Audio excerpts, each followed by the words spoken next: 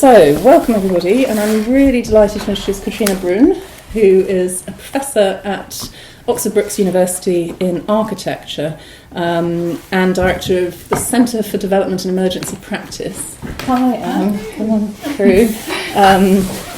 And I've known Cathrine for quite a few years now, from her previous post at the Norwegian University of Science and Technology, NTNU, in Trondheim. And Cathrine was Professor of Human Geography and Director of Research, and the Director of the Norwegian Researcher School for Geography as well. And Cathrine has had a really long-standing research interests in forced migration as a result of conflict and disasters, and humanitarianism, lots of research with young people as well. Really fascinating research, and lots of fieldwork in different places, particularly in Sri Lanka, Georgia, and also in Malawi. And really innovative methods, ethnographic methods and other methods as well, and participatory research. So really delighted that you're here.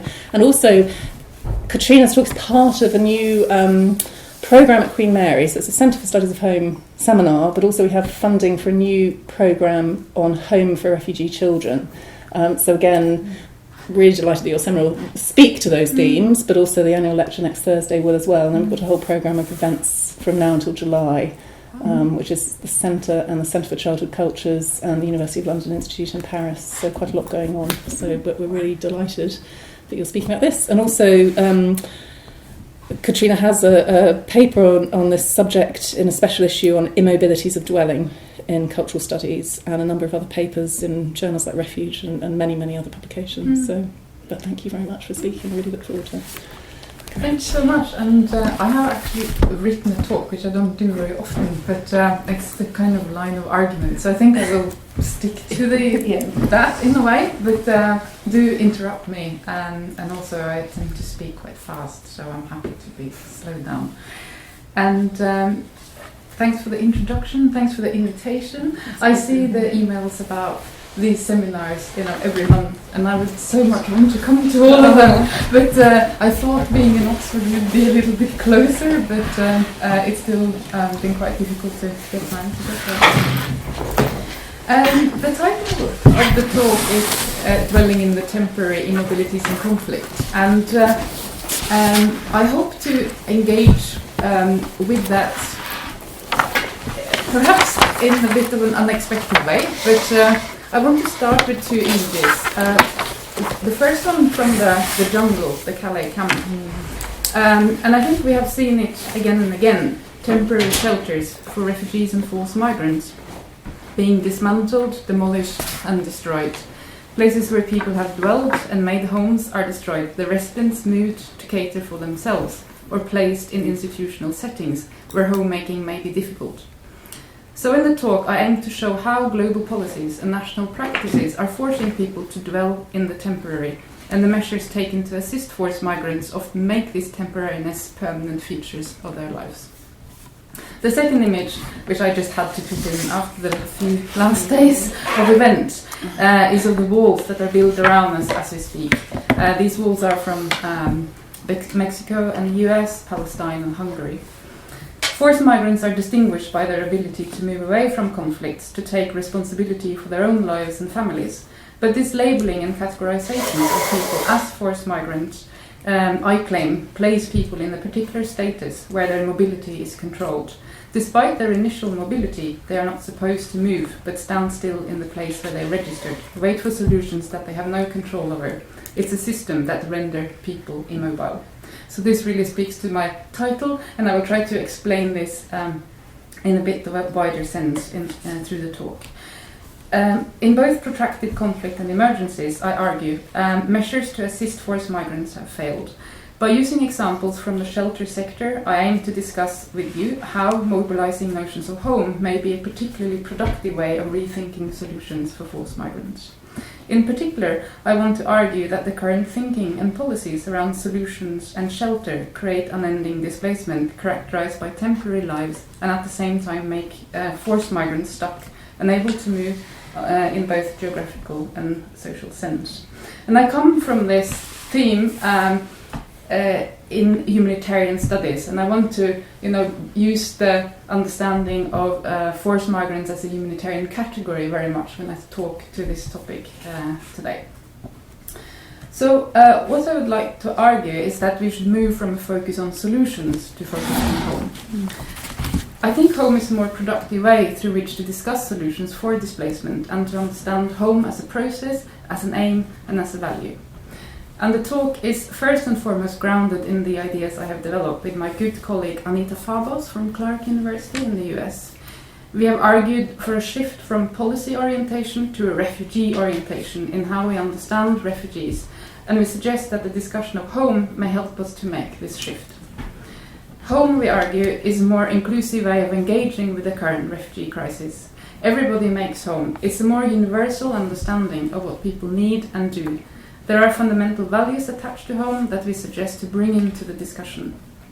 It means that we are not separating refugees from non-displaced populations in how we think about solving the challenge for refugees.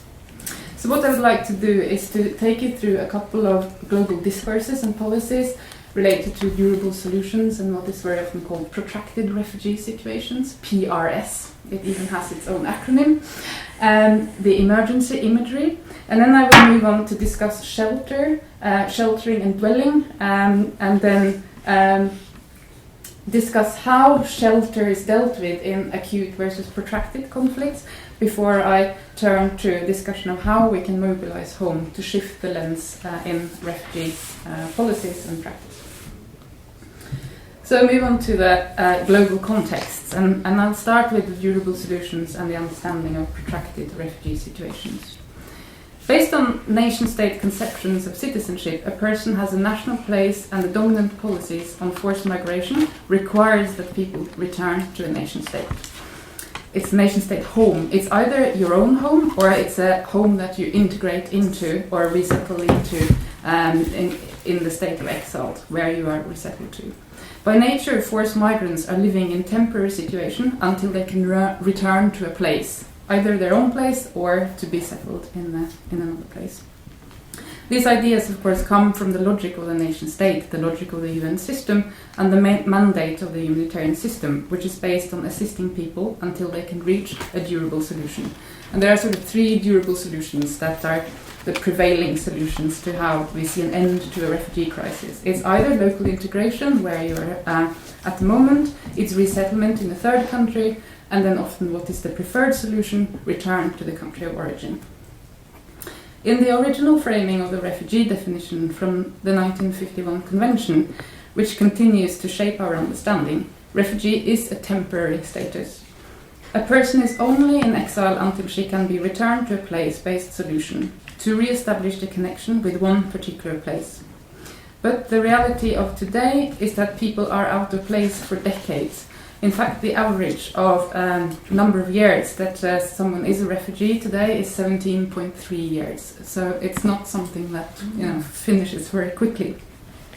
And it's this fact, in a way, that has become this protracted refugee situations, or PRS, which is often called. But as I argue with my colleague Anita Fabos, this acronym PRS is not so much about the refugees as about the systems in which refugees are placed. And it is the same for the solutions. The solutions are there as much for the states that handle refugees as for the refugees caught in this label and system. And I really recommend an article by Jennifer Heinemann and Venona Giles from 2011 that argue very, very well for how that system fixes people, both geographically and socially. So then move to the second global context, which is, I call the emergency imagery. The second global context is actually this emergency imagery is coined by Craig Calhoun, which leads to what Mariella Pandolfi terms an emergency temporality.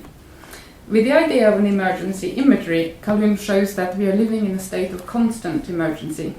This emergency imagery has helped to make humanitarianism come into a central position in global governance. And it has helped to influence a global discourse of emergency and urgency, which again influences the rationale, support and policies and strategies of humanitarian action established to deal with forced migration.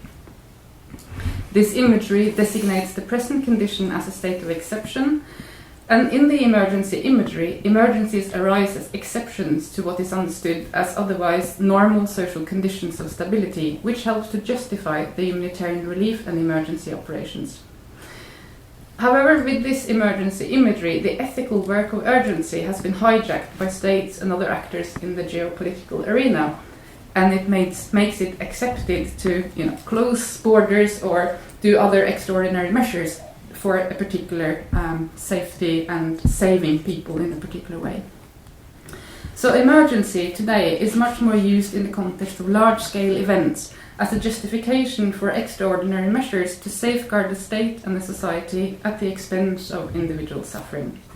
The individual, whose urgency would have been more relevant in the context of a humanitarian imperative where humanity comes first, has become less relevant.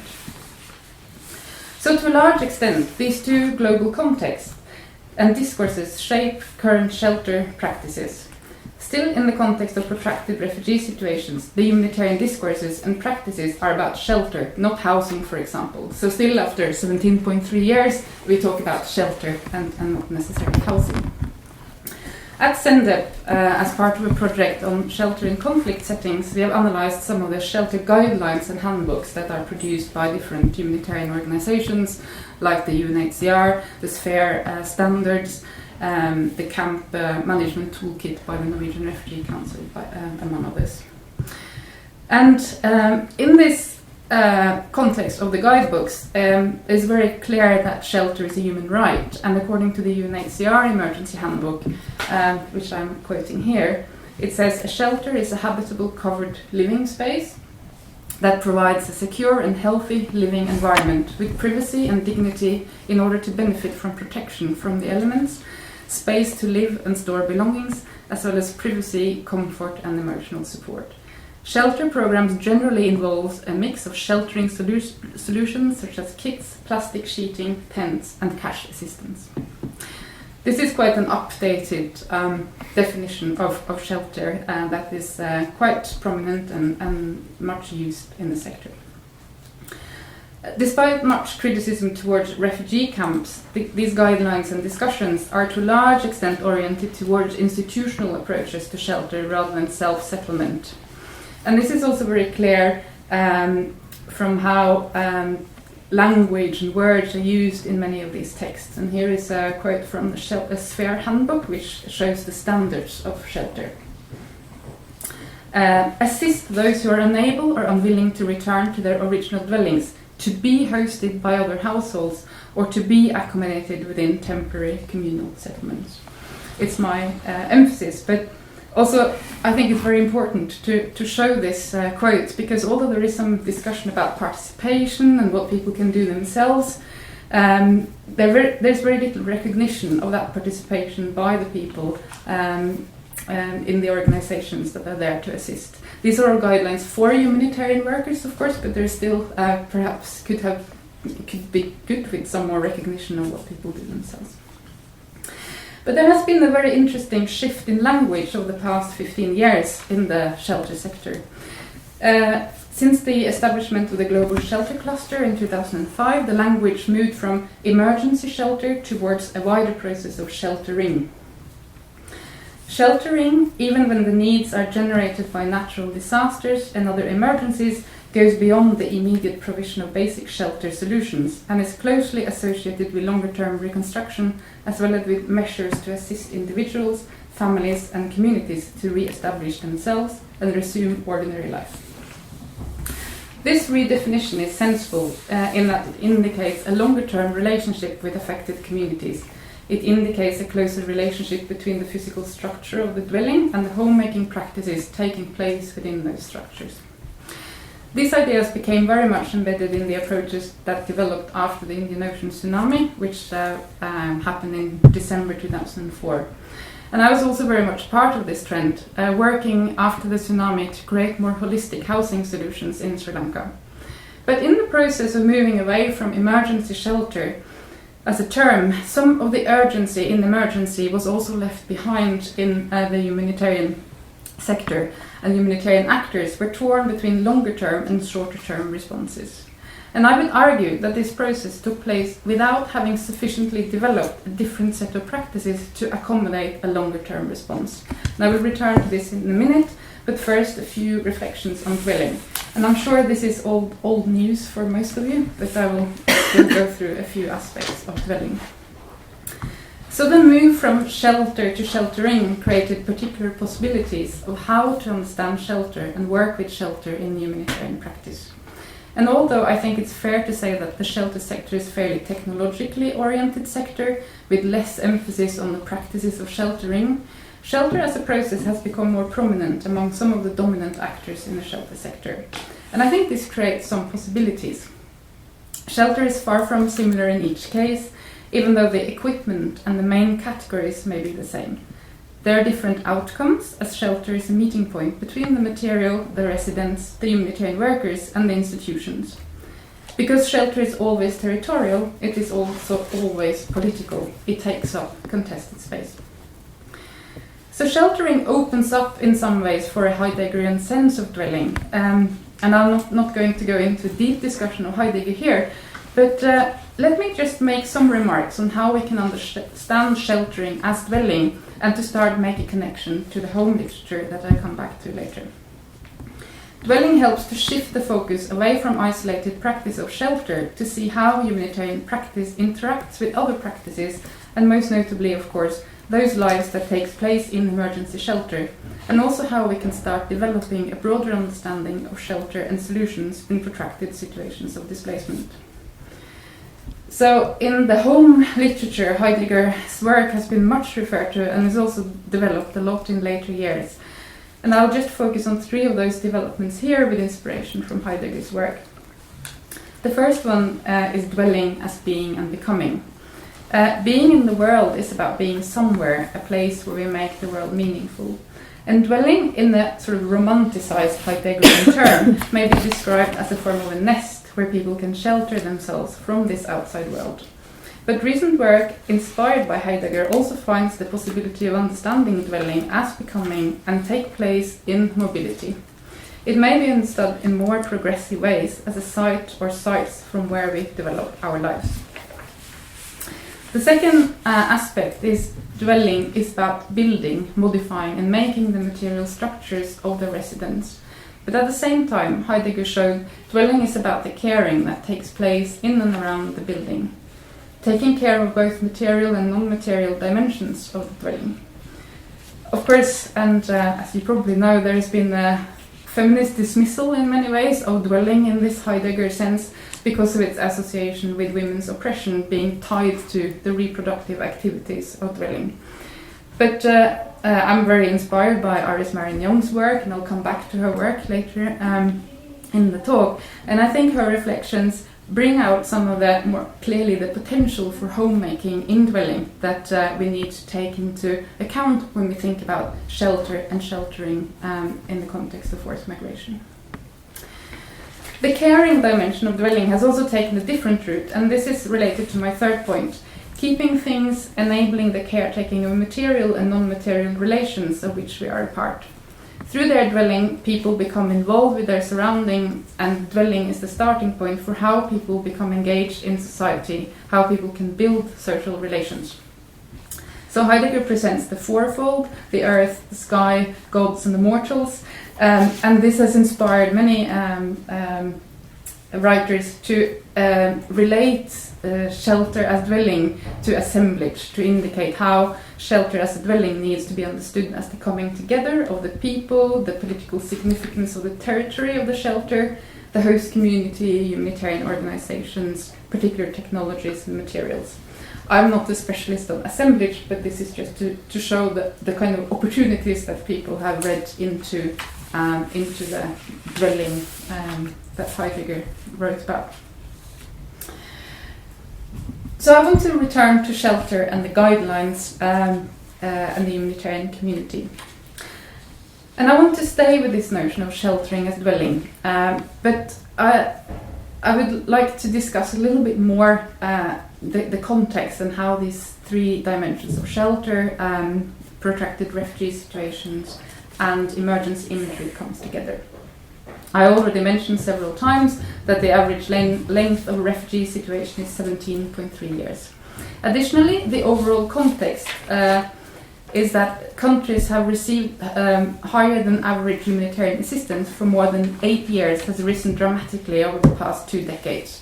So now 2/3 of all humanitarian aid received is in crisis that has lasted for more than 8 years. At the same time, we have some very prominent and acute emergencies such as Yemen, Syria, South Sudan.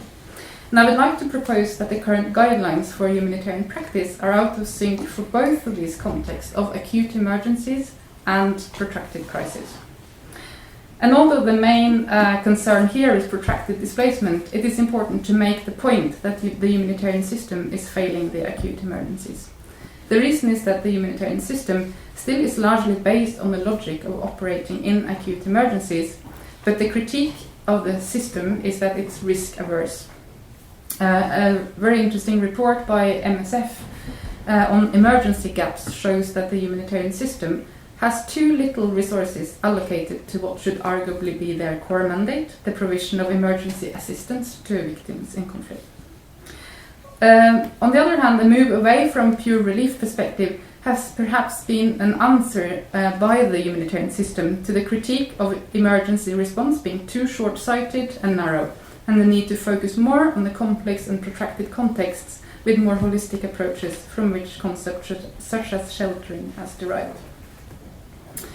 But this shift has led to what MSF terms the emergency gap, that leaves people destitute of aid at the most critical of times, and the humanitarian system is unable to perform its core duty to the victims of conflict. So we can understand this gap in the context of the rescaling of emergency mentioned above, away from life-saving activities for individuals towards emergency at the state level. Consequently, the urgency on the ground is not dealt with. So in the guidelines and handbooks we have analyzed so far, providing shelter in the midst of conflict is more or less a non-existent theme. The guidelines for shelter emphasize the need to ensure that dwellings are located at a safe distance from any actual or potential threat.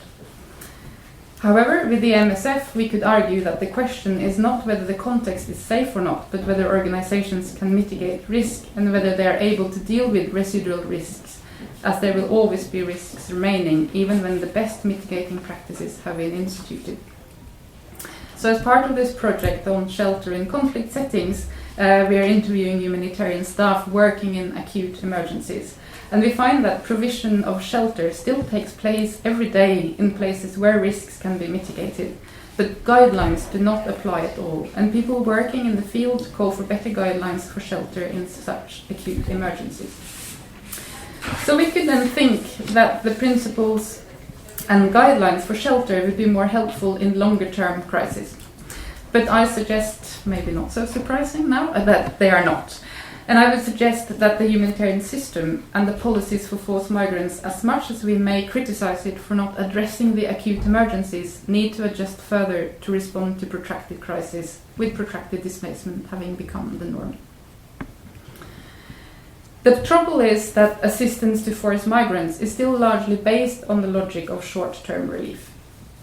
This short-term relief logic is used as a justification for long-term presence of humanitarian agencies in particular contexts. And I'll provide the historical example first and then bring Syrian refugees in Jordan in later. In 2003, I was invited by the Norwegian Refugee Council to undertake an evaluation of their shelter program among displaced populations in the South Caucasus countries of Armenia, Azerbaijan and Georgia. Already when I visited, the majority of the people had been displaced for 10 years. The Refugee Council was there to assist people displaced after the dissolution of the Soviet Union and the consequent conflicts that took place after that. The internally displaced played the political role in the frozen conflicts of the region.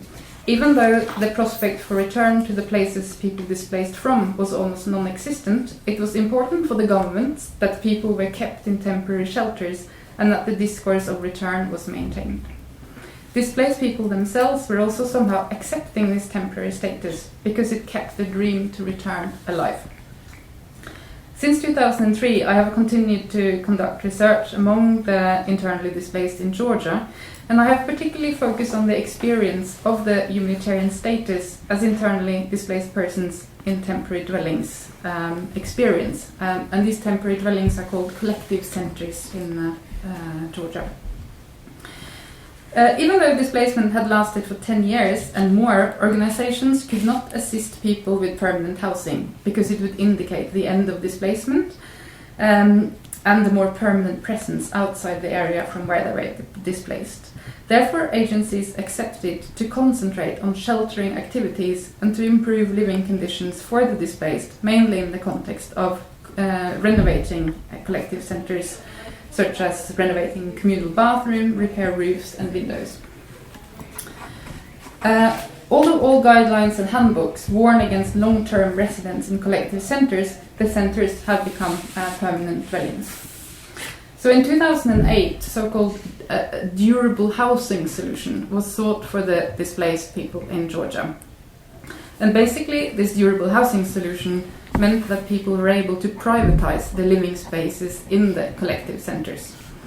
Often this meant 3 generations sharing one room, cooking on a small stove in the corridor, as you can see here, and 2 variably functioning bathrooms at the end of a corridor, which was maybe shared by 20 families.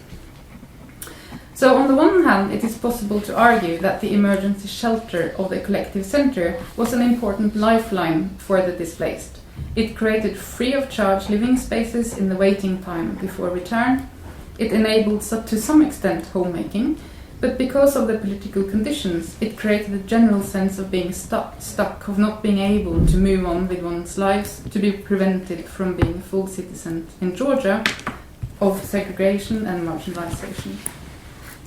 So the humanitarian actors accepted that the emergency shelters became long-term dwellings and helped to create a permanent temporariness for the people living in them.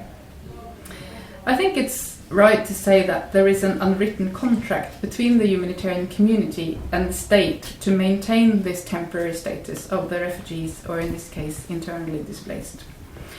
But in the context of protracted displacement, emergency measures becomes unacceptable because it legitimizes the possibilities of being stuck, fixed in the humanitarian category.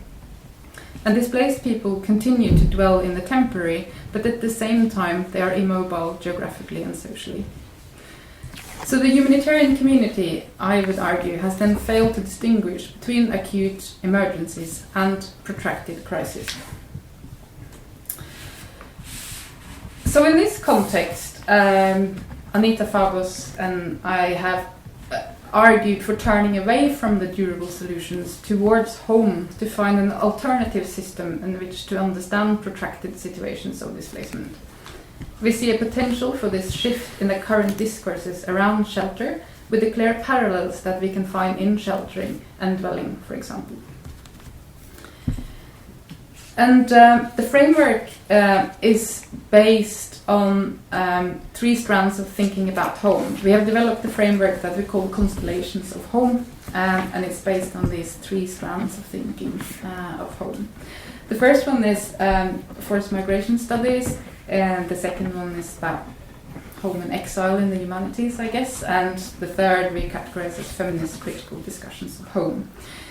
And I've already, in a way, described what kind of understandings of home we can find in some of the scholarship on forced migration, because there's a very close connection between forced migration scholarship and the policy discussions. So there's been lots of discussions in the field about to what extent we can actually use refugee scientifically as a kind of social science category, because it is a policy category and all that. So there's a lot of very advanced scholarship within forced migration studies, but it's been very, very criticized for being too close to some of these policy debates.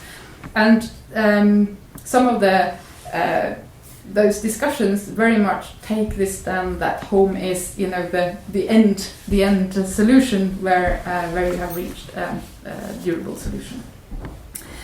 We also find inspiration in discourses of home and exile in the humanities, which is much more related to diaspora, culture, mobility and movement, and there are some very very important people around the table who have also contributed to that. We have been working with bell hooks, understanding of yearning, of home place as a position to negotiate one's ideas and interests from, but also the understanding that home is many places at the same time, where the narrative of leaving home produces many homes, in Sarah Ahmed's words.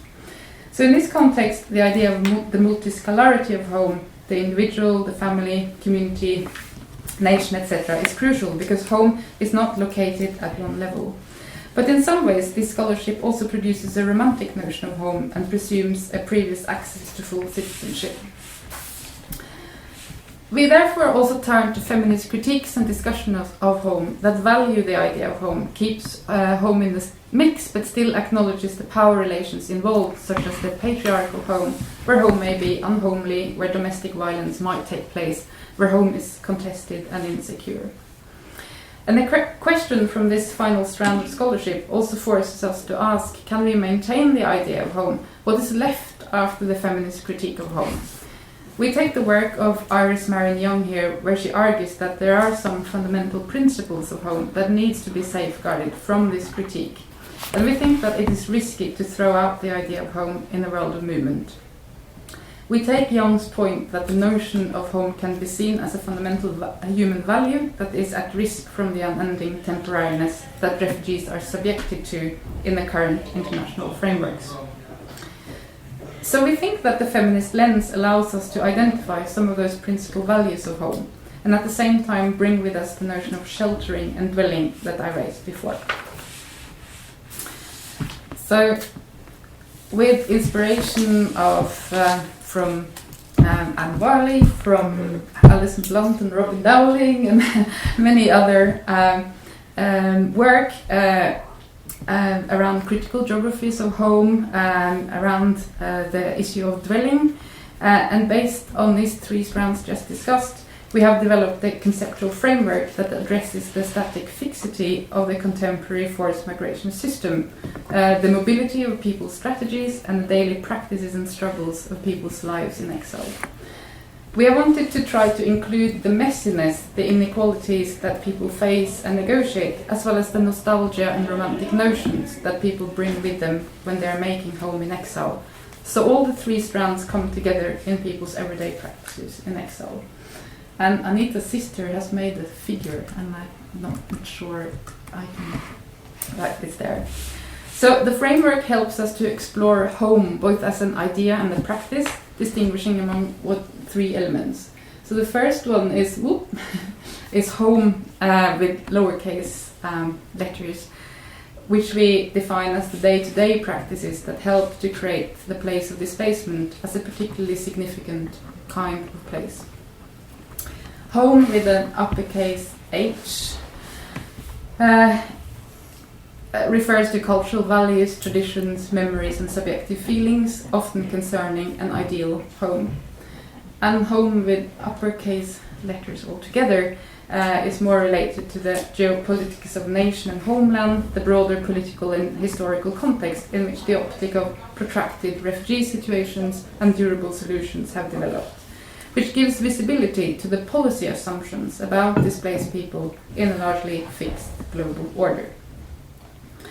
So this framework helps us to understand how persons displaced in protracted circumstances produce different strategies of making home in the liminal circumstances specific to each interrelationship between the three meanings of home. The three-dimensional idea of a constellation of connected modes of home, which is attributed with meaning, but when viewed from different angles gives prominence to one mode over another, is also a useful tool for thinking. It is also useful in terms of understanding how home may change over time and in different circumstances. And I would like to, if I can go back to my PowerPoint, return to another example of a Syrian refugee and his family in Jordan, where I have recently done some work. So, I'm sure most of you know quite a bit about the Syrian refugee crisis, which is now very much a protracted refugee situation since the crisis started in March 2011. There are now roughly 650,000 Syrian refugees registered in Jordan. There are also another 600,000 Syrians in Jordan who are not defined as refugees. Jordan has a long history of refugee welcome, and the country has not signed the UN Refugee Convention, but they have an MOU with UNHCR on hosting refugees. Interestingly, with the case of Syrian refugees in Jordan is that more than 80% of the refugees live outside camps and mainly in urban areas. Refugees can work with a work permit, but the work permit has been very costly. And since the London donor meeting in February last year, a year ago now, a scheme established to provide Syrians with work permits for free was established. But the system has not been very successful, partly due to the fact that many people have found work in the informal sector, which is not included, of course, in the work permit system. So people continue very often to do more precarious work. It's very important that refugees are not allowed to own land, and this, of course, creates particular restrictions for their homemaking practices. And humanitarian organizations may not provide assistance that help to settle refugees permanently. So in June, Anita and I was introduced by Dr. Kamal Duray from the French Institute in Amman to this man called Abu Bilal. Abu Bilal had built a house on some relatives' land. It was not his house, his land, but he had invested a lot in building a new home. He is a builder himself. He earns some money by being a builder and some by being a shepherd. And the family found this land together with other relatives and was allowed by the owner to build on the land. So Abu Bilal has gradually built up the house, and he's even managed to install an air conditioner in the front room. The house functions very much as an important part of homemaking, where the role of hospitality and being able to host guests comfortably in your home is very essential. The house, which started with a container, now has several rooms and a fence built around it for the privacy of the family. There was also a nearby shed built for some of the goats that Abu Bilal has acquired, and they can rear chicken in this house, and the children go to school nearby. But the conflict with some of the other neighbors on the plot forced him to move the goats into the house, and now the conflict has become so difficult that he may have to move from the house altogether. But as he doesn't own the land, moving means losing all the investments, because he can't really take with him what he has built up. So now his plan is to buy more land in another relative's name, and he will move on to a continuous precarious homemaking, because if something happens on this land, he still can't prove that he owns the land, but he will still be able to make home and build up a new house. So in this case, and many of the cases of forced migration that I have researched, home is being made, but it is precarious, and it is not necessarily a home with all dimensions of the constellation present. In the current regime, with the current policies and practices, there continues to be an ambivalence embedded in the process of making home in vulnerable circumstances. Yes, people can be applauded for their agency, creativity, and strategies, but the system of place-based solutions contains a central injustice. Human beings live their lives even while policies regarding solutions are stalled. So in lieu of full status citizenship and membership, there are currently limits to homemaking, which is embedded in the understanding of temporality, emergency, and minimum standards that people should have access to in exile before durable solutions are being met. But regardless of whether the displaced are internally displaced or refugees, there is a tendency for forced migrants to be excluded from societies based on their displacement status. The status originally there to protect them also creates very precarious lives. So our concern is that we need to continue to focus on what people do in order to shift from policy-oriented solutions to people-oriented solutions. We need to place what people do in the center. And people make home in exile, despite being prevented to do so and despite only accessing some minimum standards. Making home is in many ways a universal practice, and maybe we can discuss that later. However, for many people, there are particular restrictions to those homemaking practices. In the context of displacement and exile, these limitations mean that homemaking practices are not recognized or even accepted. The consequence is that the system restricts people's full abilities to move beyond the abject status that lead their lives to do what they do. So currently, we are developing our ideas from the constellations to show the injustice embedded in the current system and to argue for shifting the lens from solutions to home. And in this context, home is a type of value, and we explore to what extent we can define forced migration through that angle. We are somehow pushing back against the structures and systems that keep people in temporary status, waiting for a home with the capital letters, by pointing out that basic human value of homemaking needs to take place. The current solutions and emergency measures for refugee exile are made irrelevant by not taking into account the spatial and temporal realities of exile. Engaging with home from the point of view of the constellations of home that we have presented help to understand the messy reality of refugee exile and what makes homemaking such a precarious activity due to this injustice that I have just shown. So seeing the potential in the discussion around sheltering and dwelling that may accompany it, we argue that it would be possible to change policy by moving from minimum standards to the minimum values of home, the core values of home that help to shape the processes of homemaking in exile. And this is where we come back to Iris Marion Young and her work on the critical values of home. They might not be drastically different from the minimum standards in the guidelines for shelter, but there are some significant differences that may contribute to a more people-focused practice of forced migration. And they open up for understanding home at different geographical and temporal scales. So Iris Marion Young defines these 4 critical values as safety, where everyone needs a place where they can go to be safe. Ideally, home means a safe place where one can retreat from the dangers and hassles of collective life, she says. Individuation, where people's existences entail having some space of their own in which they array around them things that belong to them, that reflects their particular identity back to them in the material identity. Privacy, a person does not have a place of her own if anyone can have access to her, Iris Marion Young says. And preservation, the activity of safeguarding the meaningful things in which one sees the stories of oneself embodied.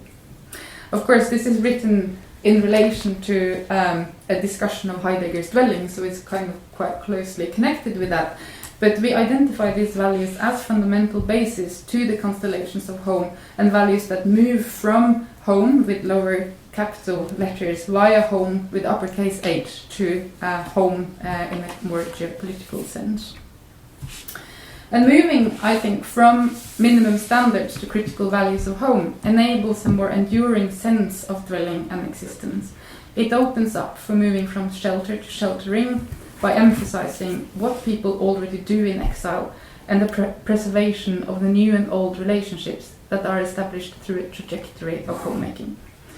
So what I've tried to show is then that the durable solutions are based in the monoscalarity. It is the status vis-à-vis a particular administrative unit that creates a solution with a finite end to someone's displacement.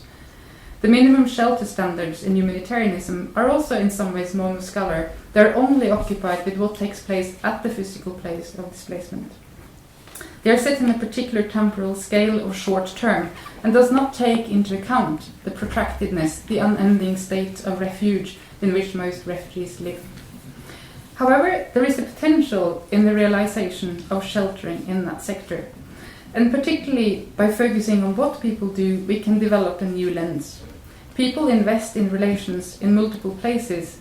They develop translocal identities and potential for mobility whenever they have the chance, wherever people set their feet down, wherever they have the possibilities of moving to. People start investing in some ways in that place through their everyday practices, through their social relations, and the memories that they collect on the way. But people continue to do this in the context of geopolitical constraints and injustice that we have shown here.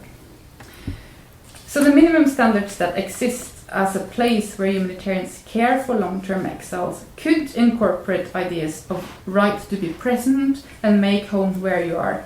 But in order to do this, to be politically edible, we need to work within these discourses and bureaucracies to engage with this concept of home.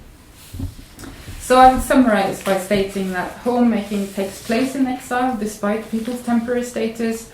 Home provides a productive possibility for a more refugee-oriented understanding of the current refugee crisis. And home as a constellation encompasses the complexity of refugee exile. It helps to change the lens from minimum standards of shelter to critical values of home, and it can potentially help us to rethink refugee exile and how to assist during displacement. So home then is a more productive way through which to discuss solutions for displacement, as home as a process, as an aim, and as a value. Because home is also a more inclusive way, everybody does it. And understanding what people need and do, there are fundamental values attached to home that we suggest to bring into the discussion. And very important, and this is my final sentence, it means when we engage with home rather than solutions that we're not necessarily separating refugees from non-displaced populations in how we think about solving the challenge for refugees. Thank you.